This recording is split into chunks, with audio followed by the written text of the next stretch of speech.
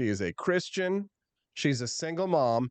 Not that there's anything wrong with that, Camellia. Although we can distinguish, we can delineate, we can divide, right, and say, okay, there's a difference between a Morgan Ariel and a Camellia Peterson. We'll talk about that later. But Morgan Ariel, she's a Christian. She's a single mom. She tells people how they need to live their lives all the time, and none more so than her potential suitors when she tweeted, "If he can't buy me a house, I'm not interested.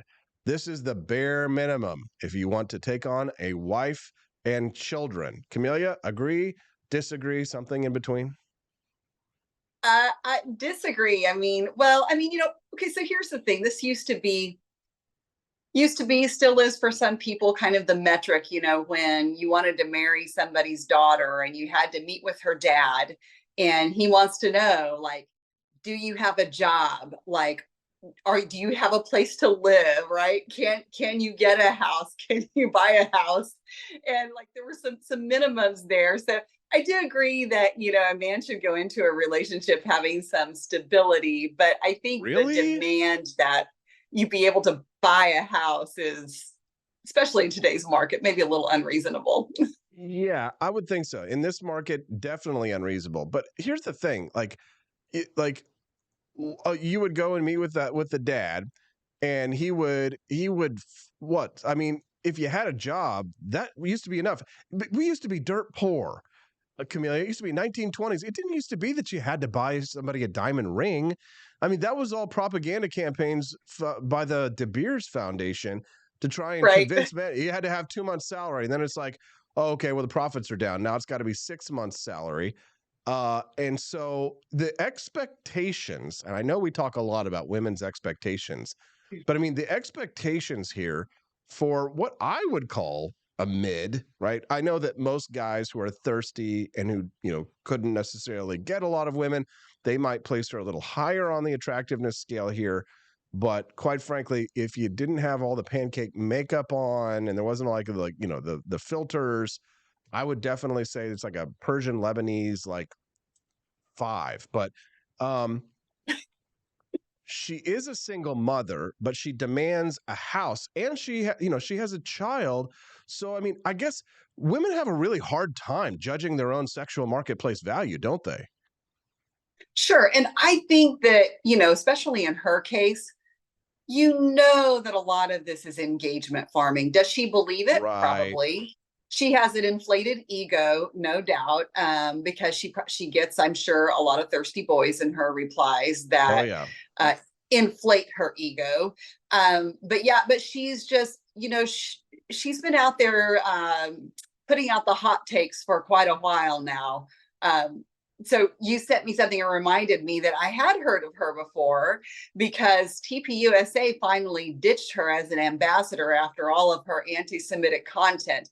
And it's amazing to me, like, TPUSA has a little bit of a problem with this. There's a little bit of an infestation that goes on The Jew with those hating. kind of, right. I mean, so this is not a new issue for TPUSA. They've had other people that are their ambassadors, and they have lots of social media ambassadors. And there's like a requirement that they post on their main account like so many times a year or something like that.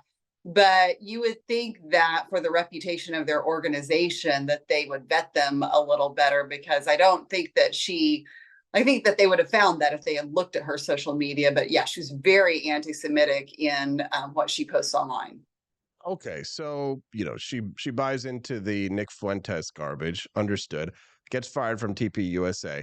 Single mother out there engagement farming. Okay, totally get it. But even for those people out there who aren't engagement farming, it's becoming more and more common that we see this kind of entitled mentality here.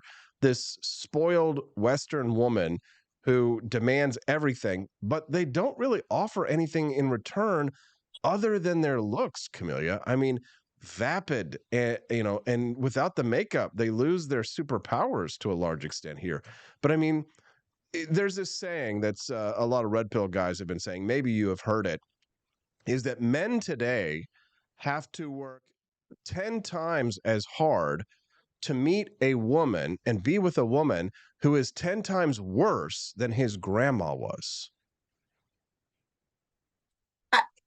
Maybe. Right. See, like we have to work, men, we have to work 10 times as hard in order to meet the expectations of a woman who is 10 times worse than our grandmother. How do you respond to that? Sure. Well, I think that it's true that, I mean, you do have to work harder to meet a For woman. for lower quality women. Remember, don't forget the other side of the equation. We Sure, have to work harder sure. for women that suck. They are bitches. They are not virgins when they come into marriage. They have entitlement mentality. They put pancake on their face. They have children out of wedlock, and they demand everything from us. I agree to a large extent. I do think that the men bear some responsibility in this because I think this is a kind of a cultural issue right now, and we've Because talked about this before. you can never just let women suffer any sort of responsibility for their behavior whatsoever. It always has to be shared, and women can never ever be fully blamed for their consequences, their actions. It's always someone else, right, Camellia? There's always a yin and a yang, right? There's even when it's out of balance like it is now, there is more to the story. There's never just like in a divorce, there's never just one story. But I do think that, a lot of these girls have come up with these expectations that they've seen in media and in their movies, and also, with the way they've been raised. I think that their parents have we live in a decadent society. The vast majority of them have not known what it is to want, or to need anything, to need, they've had all their basic needs filled and then some, a lot more. Okay, well, And I wait think a minute. Pause that, Camellia, because again, I know you don't like it when I do this, but you're only 50% right about that. Because the truth is that men, 50 young men will always know what it means to want. We'll always know there are very, very few trust fund baby boys, okay? It happens, but for the rest of us, we're going to have to work. There's an old Tosh.0 joke. I don't know if you know him. He's this comedian, used to do a talk show. And he said that being an ugly woman is like being a man. You're going to have to work. So so when you talk about like being pampered, being spoiled, living decadent lifestyles, that's about 50 to 55% of the population. that well, 50 to 55% that live that way. Yes, I'd men say have to that's probably work, Camellia. We have to work. We right. have to. I Yeah, think that I don't get to just show up here on the Wake Up America show live stream in the morning and pull my tits out of my shirt and post thirst traps online and get views. Okay, there's 200 people watching me over on Rumble.com. Thank God for X.com, where my opinions can actually be free and be heard and be mattered. But I don't get that advantage in life. I have to work, Camellia. Like, no, I don't get anything handed to me in this life. I have to grab for sure. everything. And I think that's where the differences between men and women come into play, in that because men are so much more, visually oriented in terms of, how they view women, that women have, like, men respond when women do those behaviors online.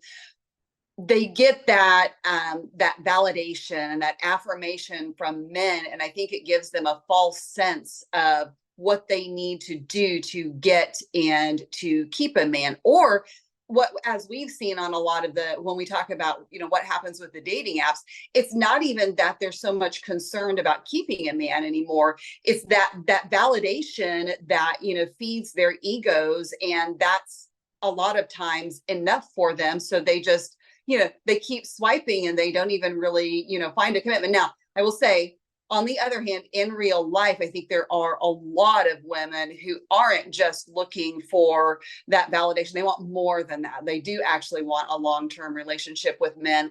But I think they've been set up to fail. And if they don't come to that realization, they will fail in their relationships, in that, they're, like we've talked about it many times, their expectations are just out of whack, and they don't feel like they have to do anything to keep up their end of a relationship where both people contribute in different ways, but it should be in equal ways, even if that looks different. Well, I married a woman who reminds me of my grandmother's, and Mhm. she is giving, she is kind, she is friendly. But the thing about Stephanie that made her different is that she was not exposed to the world, right? So Stephanie was not worldly. She had, when she was a young girl, she had international travels and things like that. But for the most part, she lived with her mother most of her life.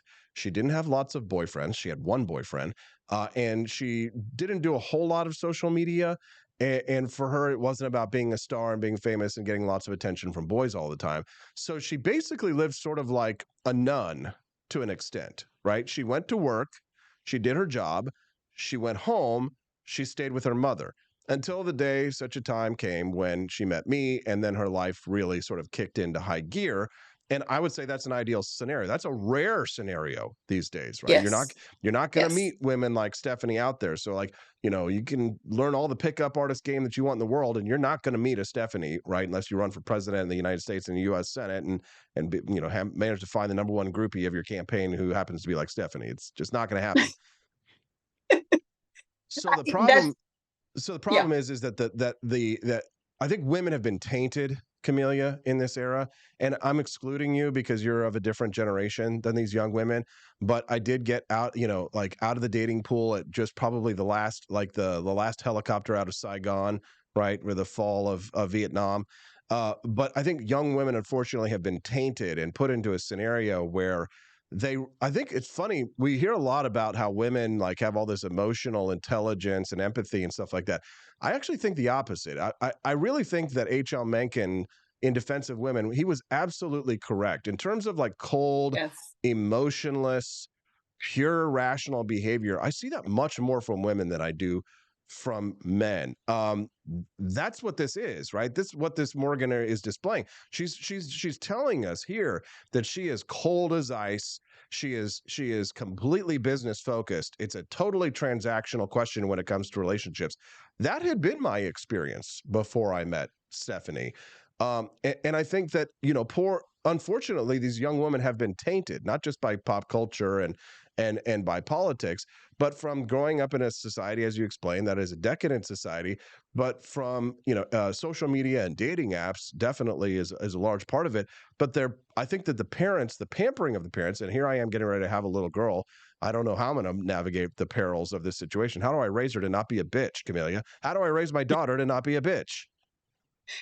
Well, and I think that, you're right. I mean, we have the decadent society part, but two, um, this kind of goes back to also this view that we have that children need to be socialized, right? That, you have to send them to certain schools or to a school or traditional school, or you have to have them do all of these things because they need that socialization. And the problem is I think the socialization actually can have a negative impact, sometimes more than a positive. And also this idea that we don't, I mean, when I was growing up, I went to a very, very small, like one room schoolhouse type school. And so that was like, I would not change that.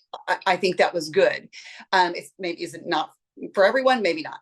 But the thing is that the one thing that I had that I think a lot of kids don't have now is that my social experience included a lot of adults. I was around adults, a mixture of kids and adults, like all the time. And so I learned how to, and like the adults respected, they didn't just treat me as a child who needed to go play and go away and not be included in conversations.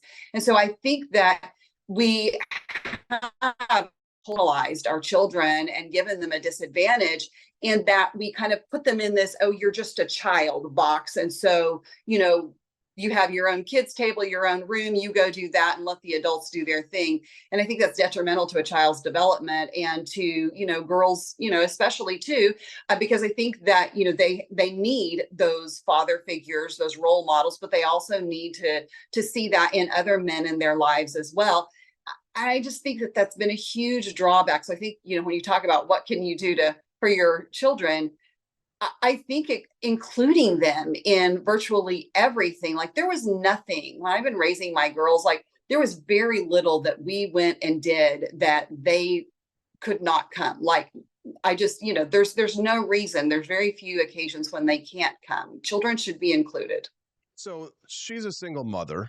She's a Christian. She's out there. She's making all these kinds of demands. You're a single mother, ambiguous on the religious question. But do you sort of, and I know that, I mean, you're a beautiful woman, Camellia. You still have a lot of life ahead of you. You're having, all these political adventures in Missouri. So, I mean, you're a very eligible bachelorette here in the state of Missouri. And trust me, you have plenty of suitors. But there is this question of like, sexual marketplace value, and it's things like age, beauty, and what you bring to the table in terms of children, right? Do you think about those things, or do you sort of allow? Do you yourself struggle with these things? Do you say to yourself, well, like it, do you say I'd rather just be single than have to lower my standards, or do you sometimes look at guys that are like that want to date you and go, well, you know what? Maybe I should be a little bit more forthcoming or open about what it is, Camellia. How do you look at it? Because, you're kind of you're not in the same situation as her, but like, it's a Right. similar kind of predicament. Okay. So full transparency. It is. I mean, like sometimes it's not easy because the thing is you're right. My standards are my standards, and I'm fairly unwilling to compromise on those. That said, I think I'm pretty open-minded too, but we like what we like, right? And every once in a while, do I think, do I need to lower my standards? And I think maybe, but I just can't bring myself to do it because it yeah, I mean, especially at this point in my life, it's probably not worth it. If I was younger, maybe. You'd rather be But alone. I don't know. I mean, like it's a push and pull. I mean, it's conflicted about it, right? Would you Here's rather would you rather share a high value man with other women, or be with a man who is lower than you in status, looks, income, his sexual marketplace value? Would you rather share a high oh no, status man with other women, or be with a man who is lower than you on the totem pole? A or B? no. This is not a Uh, there is no C. You're not going to Kobayashi Maru this, Camellia. Would you rather be with a lower status man than you, or with a hey, high status man and sharing with other women? oh wait a minute, you flipped the order now. But It's the same thing. A or B? Would you rather share a high status man? A, totally A. You'd rather share the high Yeah. status man. No, no, no, no, no, no, no, no, no. Flip it back over. What in the world? Wait. Camellia, so you're telling me that rather than I don't share share. a man who will share his No, resources with you, he will give you everything that you want. He's handsome, he's articulate, he's got a huge vocabulary, and he the only thing that you have to worry about is that just every once in a while he's dating somebody else, right? He's nope, otherwise he's loving to you, he's kind to you, he treats you well. No, nope. you'd rather be with the guy with the beer gut, living out in the woods, who doesn't talk that fancy talk, semi-literate, isn't interested in the things that you're interested in, makes far less money than you make. Maybe he's got 3 or 4 kids. You'd choose him. Life is trade-offs, and if I don't have the option C of alone, then yes, I will do that Camellia, before I will share. Camellia, you lie. You No. lie. You lie. Do you now? Let me ask you. Now you are truly exceptional, and that's why we're friends, and that's why you come on the show. So I guess my question to you, follow up, would be there on that one is: do you think that that's the norm? That most women, don't you think most women would say what you said, but then there's the stated preferences, and then there's revealed preferences, Camellia? Probably. I would say that's fair to say. Here's the thing. You look at this girl, I've forgotten her name, the TPUSA chick, former TPUSA chick. Anyway, you look at someone like her, and I think that her problem is that if she's looking for a man that's going to buy her a house, that means she is saying that she wants a long-term relationship, but she's out there saying she's a Christian, but she's also out there flaunting her body. So she's giving all of these hypocritical signals, and all that's going to get her are the men who are not interested in long-term relationships. All she's getting are the reply guys in her replies, and a man who is interested in something long term isn't even going to be messaging her on the side because they see what she's doing. Yeah, my guess is that with women like that, I think they actually hate men. I actually get the impression that she doesn't really want men. She wants an ATM. She wants resources. I get the impression that if she was wealthy, if she was rich and didn't have to worry about things, she probably wouldn't care about men at all. And so that when you say things like, if you have to have a house, or take care of my child if you want to be able to get with me, like that person doesn't want an actual living flesh and blood human being. They just want access to resources, which is entirely different. There's so And many I, different. Go ahead. well, I was just going to say, and I think that too, something that factors into this is this idea is that Instagram reel that you shared, that was women being asked the question, if you need men. And Well, let a me lot play it of real the, quick. I've got the clip. I'm playing it right now. Hold okay. on. You won't be Need able to hear it, men. but here it is. No. Women are strong, independent girl bosses. It's always nice to have a man. Yeah, but I feel like it's nice, but I mean, to have kids, you need a man. But like, Yeah, I don't that's think what I don't walk around and be like, I need a man. Like, no, I can be very independent with that one. yeah. No. Oh my God, no. Women do not need men. It's just an added bonus. Like, love my boyfriend. He's Yeah. great, but Just nice to not be like lonely, I guess. I don't think we. It's just nice to like not be like lonely, right? Again, they don't really want a man. They just want they want like their base priorities fulfilled. They just want money, resources, somebody to lift something off the top shelf. In other words, otherwise, they don't want anything to do with us. They hate men. Yeah, I mean, I love the one girl that's like immediately like, yes, I love men. Yeah, we didn't get to that part. I had to pause it halfway through because we're about to Okay, so leave. like she's the exception, but there is one girl in there who immediately, when she's asked, said, yes, I love men. But the others were like, they're kind of nice, but not necessary. So I did a Twitter poll, and where it's at right now. And I got a text this morning asking me if, like 85% of my followers are men, or if some of the women are jumping over to vote as men to skew the poll. But, the question of, do women and men need each other? And, like right now, there are far more men voting than women, obviously. But as far as the split, there are far more men, I would say, if you break it down, that are saying that they need women versus women saying that they need men. And I think you're right when you talk about H.L. Mencken and which gender is more, shall we say, can be cold and calculating. Like, that is women. I remember reading In Defense of Women and just had never really thought about the gender roles from his perspective before. And like reading through that, I was like, oh yeah, for real. Like that makes total sense. And I can see that. And that men tend to be, contrary to what we are told as a society. Men tend to be more sentimental. They get more emotionally attached. And I think we see this too in when men are married for a long time. Or if you have a man and a woman who are married for a very, very long time, like and the woman dies, like very often the man will go downhill very quickly and will die soon after. And so men struggle. I'm gonna die soon if I don't get out of this segment, Camellia. I got to get Angela McCardle on the Oh, show. It's like 3 minutes till